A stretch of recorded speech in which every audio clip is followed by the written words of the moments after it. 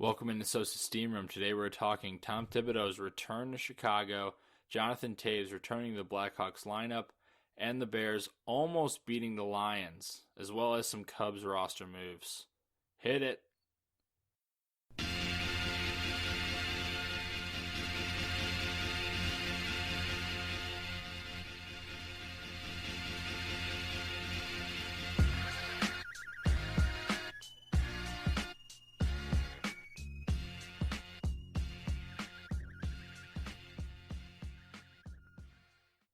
What's up, everybody? My name is Drew Edstrom, and the other co-host of this podcast is the one and only Blake Van Pocky. What's up, Blake? Nothing much. What's up with you? You know, I'm just hanging out, talking to you with a microphone. That's all I'm doing right now. That's always a good time. I'd say so. I'd hope so, Yeah? anyway. Yeah. Well, welcome into episode 26 of Sosa's Steam Room. A couple things you need to know. For advertising inquiries as well as any questions you may have for us, email us at sosasteamroom@gmail.com. If you have a Twitter, Facebook, or Instagram account, just search Sosa's Steam Room. Subscribe and rate our podcast on Stitcher, TuneIn, Spreaker, and of course iTunes. Please, 5 stars if you really like us. Also, if you want to listen to us on the go, I'd encourage you to check out the podcast app on your iPhone or download Stitcher for you Android folks. We also have personal Twitter accounts, myself at DN Edstrom, and Blake, your Twitter handle?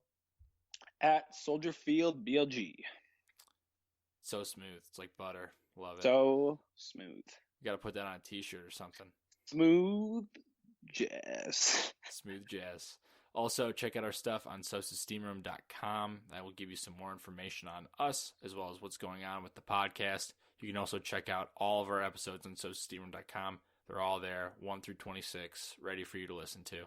We're actually coming up on a birthday pretty soon in January. We're coming to our one-year anniversary of this thing kicking off. So that's pretty exciting. Yeah, we're going to have a party. Yeah, I don't know what we're going to do, but we should do something, don't you think? Should we Let's try get to do let's get a birthday cake. a birthday cake? Yeah. And eat it together while we record? Just me and you. That's kind of lame. I'd much cake. rather have a bunch of people be around. Maybe we can put together I think it might be cool to put together kind of a clip of different people wishing us happy birthday. That'd be kind of funny, and edit it together and put it on the podcast. That could be kind of fun. Yeah. You sound really excited about that idea. I'm very excited about that idea. It sounds like the holiday specials on like network television. We are a holiday special. That's what we are. Yep. It is the holidays. And is it? Well, yes, it is. Happy holidays, everybody. We're almost at Christmas. Mm-hmm. We're almost at Hanukkah. Whatever you celebrate, we support you. So Kwanzaa. Yep, we support you. Happy holidays. Hope you guys are enjoying it so far as we get closer and closer to the holiday season. So, Mr. Blake, a very important man, returned to Chicago this evening. Would that be a certain penguin-like creature? Yes. Former head coach of the Bulls, Tom Thibodeau, returned to the United Center Tuesday night. Former mayor of Gotham. Mayor of Gotham, former butcher. For a very short stint before Batman ruined his plans. Before Gar Forman, a.k.a. Batman. AKA Gar Forman Batman. looks like the Penguin too, man. I got to be honest here. He looks... He doesn't have the... he looks like he doesn't Ernie. have the stature. No, he looks like Bert from Bert and Ernie. He has the same nose. More, yeah, I could see that more. Yeah, well, we could talk about this all day, but we won't. But Tom Thibodeau returned to Chicago Tuesday night,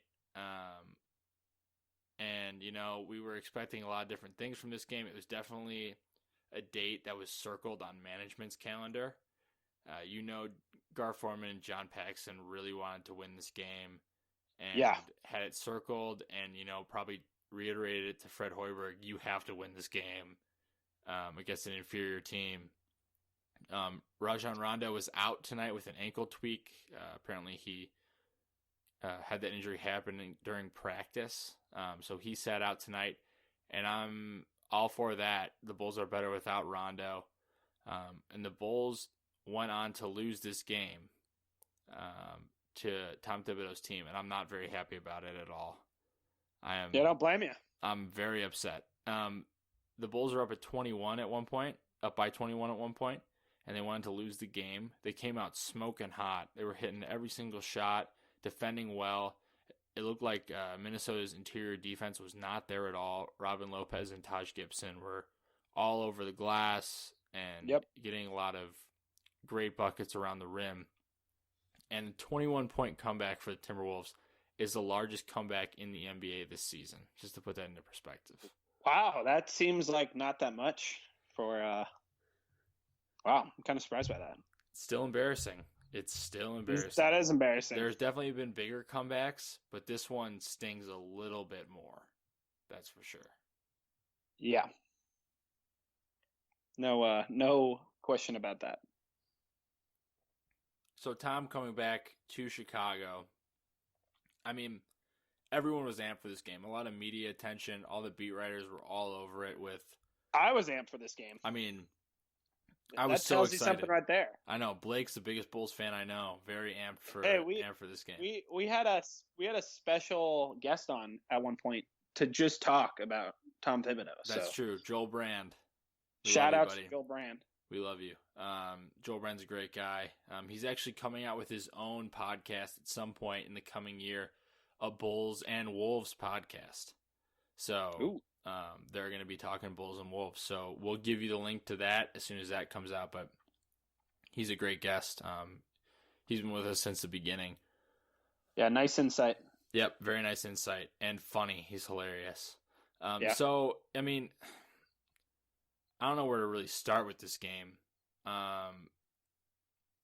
It's just you have to beat Tom Thibodeau with an inferior team coming back to United Center. You know he was going to have his guys ready to play, and at first they weren't at all. They were not ready to play whatsoever.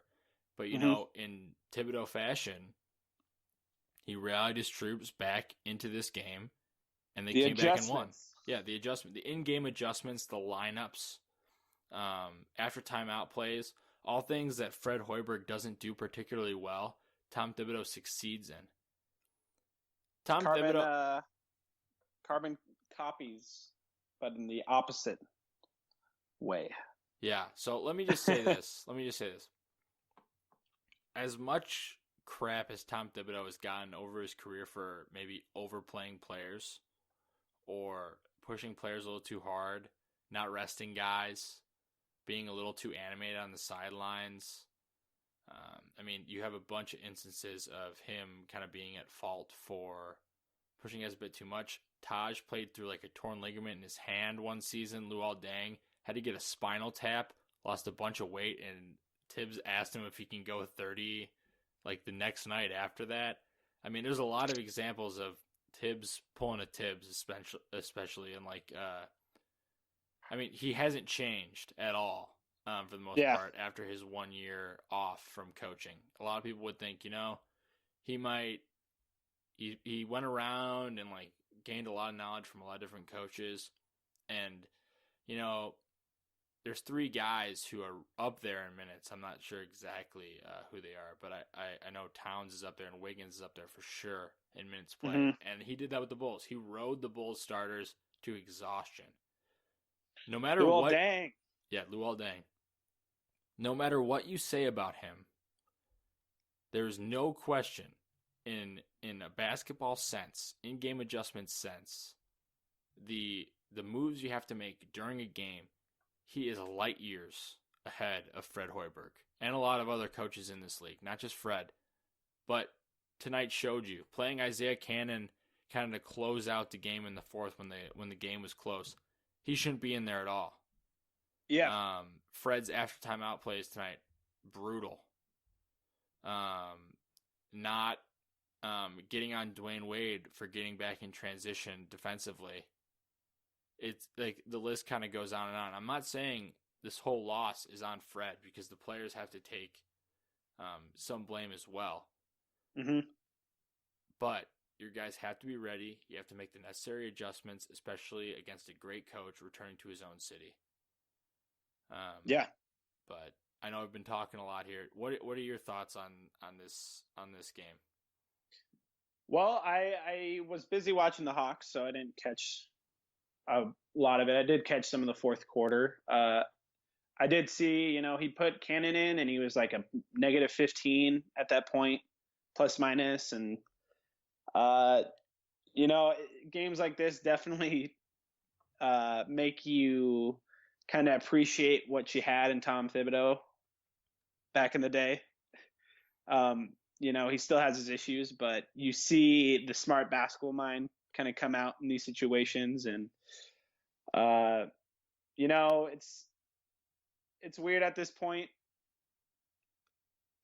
with Tom Thibodeau, and seeing him on a different team, and the reception he got, I thought was good, but the no tribute video I was not a fan of. I wanted to see a tribute video. Oh my gosh, I'm so pro tribute video. I know about it. I can give a shout out here. Think of how good it would have been. Oh my gosh, it would have been him just hitting the scorer's table over and over again. So good. Him yelling ice at the top of his lungs and hitting the scorer's table as hard as he can. And that's what we want. That's what I want anyway. Can someone out there who listening to this make one of those for me? I'm glad you mentioned. Just me and Drew. I'm glad you mentioned this. You, my guy, he's been on the podcast before. Bulls Comps, Mark Karanzoulis, great friend of the program. He has made a Tom Thibodeau tribute video a couple months back. He also has a Kirk Heinrich and a Joakim Noah tribute video. They're all beautiful. I encourage you to look them up. That's 3 great players to choose exactly. to make tribute videos of. And Tibbs' tribute video is hilarious. So, Mark, shout out to you, buddy. Please link me that after we're done here. I'll link it in the description of the podcast so you can see. Yes, please. And we'll give Mark a shout out at the end. But that tribute video is fantastic. It is top notch. He knows what he's doing. Obviously, one of the best Bulls basketball minds out there for sure. Who I've had a privilege of working with at Bulls Confidential. So let me just get some stats in from this game real quick. Jimmy Butler, 27 points, 6 assists, 9 rebounds. Wade, 12 points, 8 assists, and was 4 of 13 from the field. Yikes. So Jimmy Butler tonight, as he always does, he didn't shoot a particularly high percentage, but he wasn't as bad as Dwayne Wade was. He carrying the Bulls down the stretch, drawing fouls, hitting shots from mid-range, attacking the rim. Jimmy Butler shows up every single night, and it's not an accident that he's in conversation for the MVP at this point. Yeah, it's not by accident. I don't think he is the MVP at this point, but he should be in the conversation just because of how much he means to this Bulls team as a whole. Dwayne Wade tonight, worst game as a Bull. I am very disappointed in how he played tonight. Obviously, you're going to have bad games, but I mean, if you shoot poorly from the field, that's one thing. If you lack effort defensively, that's a totally different thing. You have to make sure if your shot's not going, you're at least putting in effort on defensive end. Several times tonight, he got beat in transition by Zach LaVine. Yeah, that's what I kept hearing tonight on Twitter. Just you kept getting beat, getting back down the floor. You can't do it. It's basics of basketball. You watch the ball and you watch your man. And especially, there was a point, he hit a 3, and he was jogging back, and Zach LaVine just sprinted right past him and went up for an alley-oop dunk. Was it old man Wade tonight? It looked like old man Wade, but this isn't new. For those of you listening who maybe aren't familiar with Dwayne Wade's career, he's always kind of struggled with getting back on defense. This isn't a new thing. He likes to argue calls, but after a made basket, he got ejected, stuff like that, and he got ejected tonight. And I saw that. He iced the game for the Timberwolves. It was probably already iced by that point, but it was over. But still, that's embarrassing. Can we talk about those 2 shots down the stretch? Yeah, let's talk about it. Yeah, the Jimmy shot, which was just a straight air ball from like the top of the key, I think. Mm-hmm.